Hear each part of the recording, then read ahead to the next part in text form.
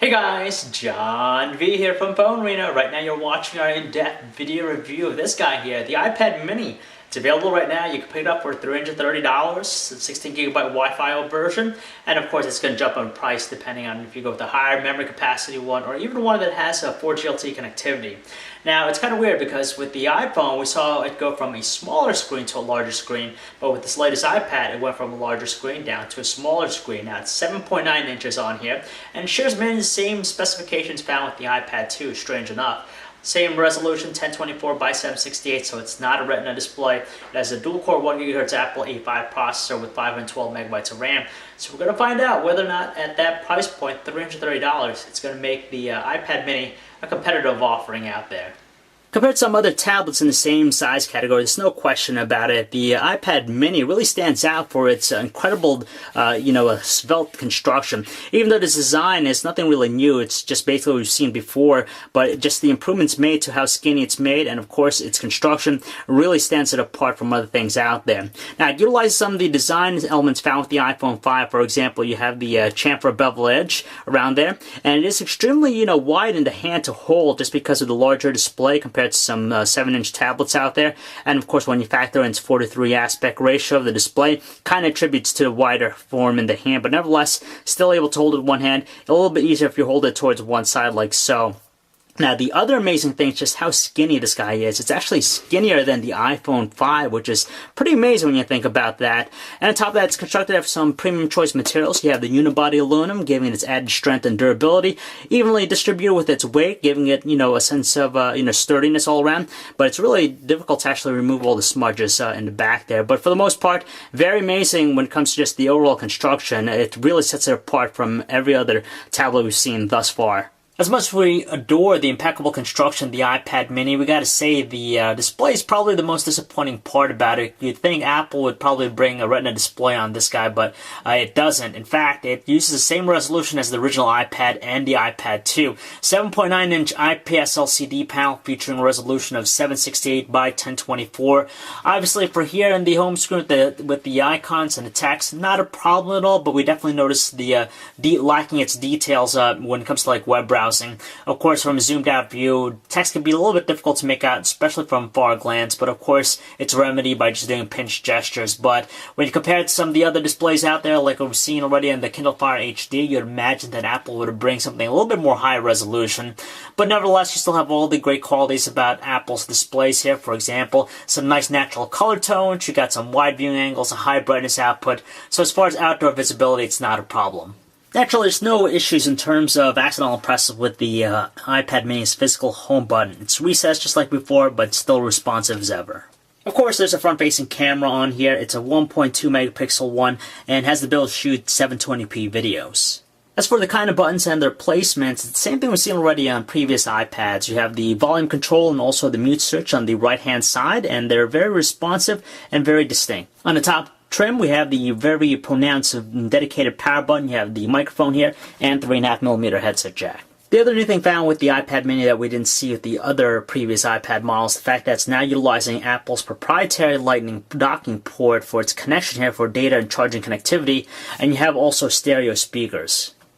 And lastly, in the rear, perched in the upper left-hand corner here, you have the 5-megapixel autofocus camera, no flash, but it does feature an f2.4 lens, so hopefully it's going to produce shots that are better in lower lighting conditions, and also has the ability to shoot 1080p videos. So I'm not going to go into great detail about the software running on the iPad mini just because it is iOS 6, the same exact experience you'd get on the iPad 3rd generation and the 4th generation one, but I'm going to quickly tell you what I like about it, don't like about it.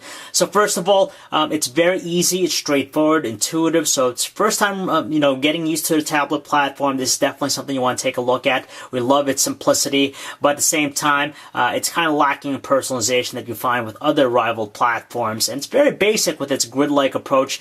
Nothing different since the first incarnation of iOS, and compared to the dynamic look of Android, even Windows, it's really lacking in the visual department here. But the other cool things that we like about it is the gestures in play. It still has the same gestures you'd find on the other iPads. The 5-finger pinch gesture to quickly get back to the home screen. You could even use the 4-finger gesture to actually switch between open applications. It's very useful and also practical.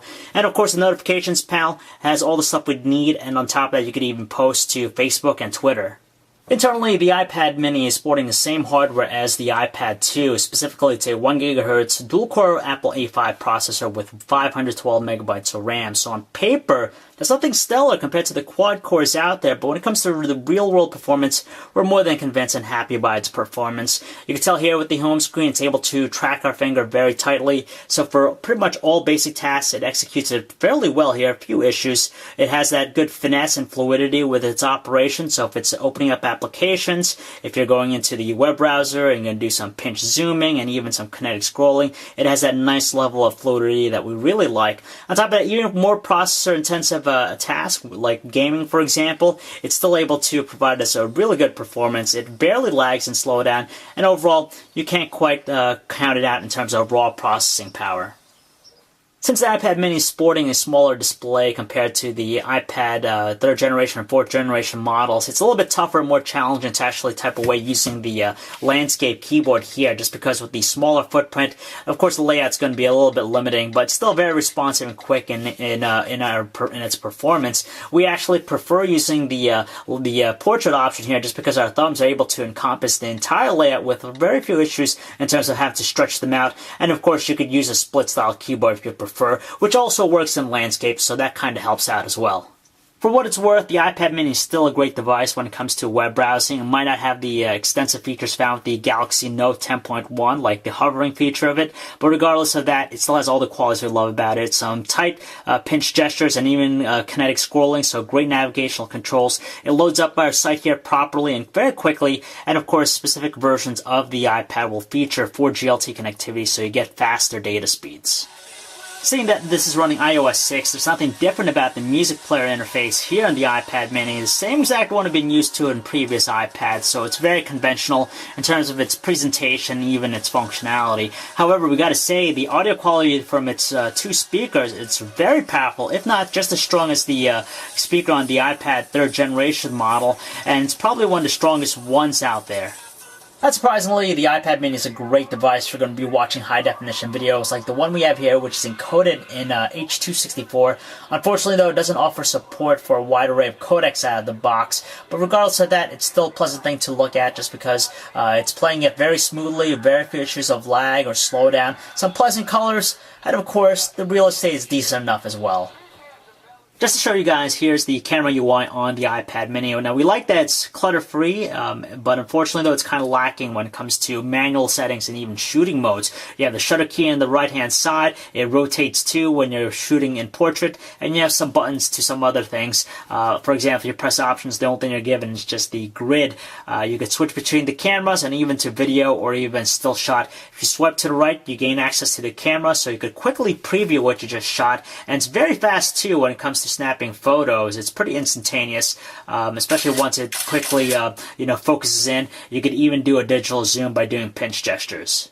As I mentioned earlier, the iPad mini is sporting a 5-megapixel autofocus camera in the rear, which has an f2.4 lens.